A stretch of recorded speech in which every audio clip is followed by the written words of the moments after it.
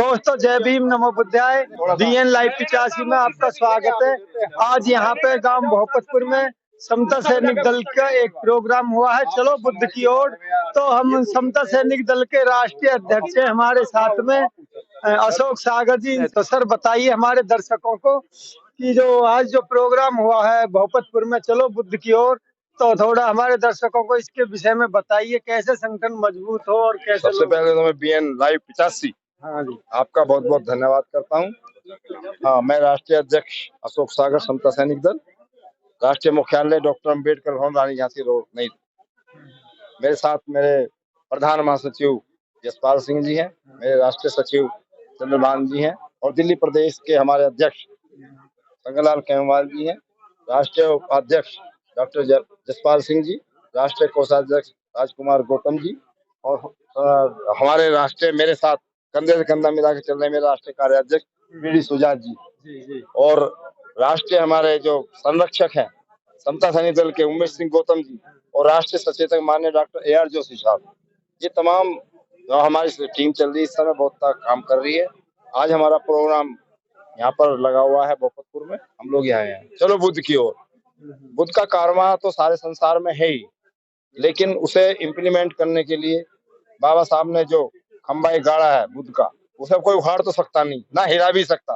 उखाड़ने की तो बात समझो, हिला भी नहीं सकता। अच्छा सर, एक बात और है कि आगे जो है चुनाव आ रहा है, तो इसके बारे में बताइए कि आपका जो संगठन है और लोगों को आप क्या संदेश देना चाहते हो, मतलब कि आपकी नजर में किसको जो है वोट करनी है।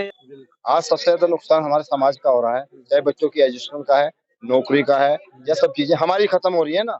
तो समाज को सोच समझ के ही अपने बेस पर, क्योंकि देखिए इस समय 6 राजनीतिक दल हैं और 6 राजनीतिक दल में 5 राजनीतिक दल के जो सर्वा है, जो ऑथेंटिक लोग हैं जो है वे सामान्य वर्गों के हैं। केवल मैं अपना व्यक्तिगत दे रहा हूँ कि समता बहुजन समाज पार्टी एकमात्र पार्टी जिसकी मुखिया सरकार से संबंधित है, वो भी महिला है। इस समय चल रही जो बयान से 4 बार सत्ता में, उत्तर प्रदेश में 4 बार सत्ता भी लिए सभी चीजों में, तो वोटों का बिखराव नहीं होना चाहिए। और मेरा स्पष्ट रूप से ये सर वोटों का बिखराव नहीं होना चाहिए, इसलिए मैं ये चाहूंगा तो देन मतलब कहाँ पे मैं इसमें ये कहूंगा कि जो प्रधानमंत्री बनने का सबका नंबर आ गया है।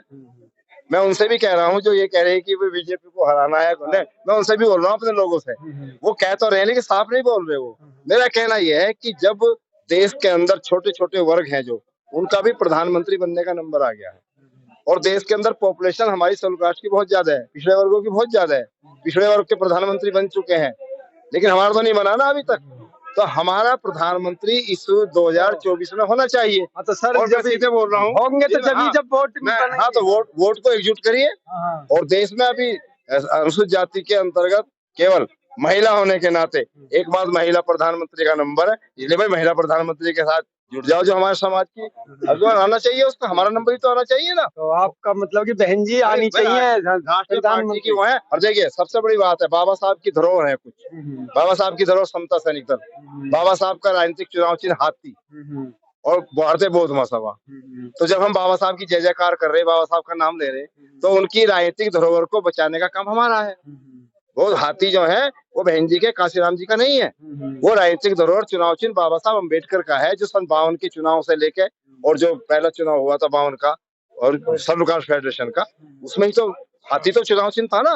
तो ये तो धरोहर के रूप में है। जैसे हम अपने माँ बाप के घर को, दिए हुए घर को संजो कर रखते हैं, ऐसी हमारी जिम्मेदारी बनती है कि वो चुनाव चिन्ह हमारा, उसका राष्ट्रीय दर्जा ना छीने। अब राष्ट्रीय दर्जा ना छीनने के लिए कि वोट एकजुट हो सबकी, जब एकजुट हो जाएंगे सबका नंबर अपने आप ही स्वतः आ जाएगा। तो मैं सीधे ही बोल रहा हूँ। बहुत बहुत धन्यवाद सर। आपने जो सुना राष्ट्रीय अध्यक्ष समता सैनिक दल के माननीय अशोक सागर जी हैं और आपने इनके विचार सुने कि वोटों को एकजुट करना चाहिए। जय भीम, जय भारत, नमो बुद्धाय।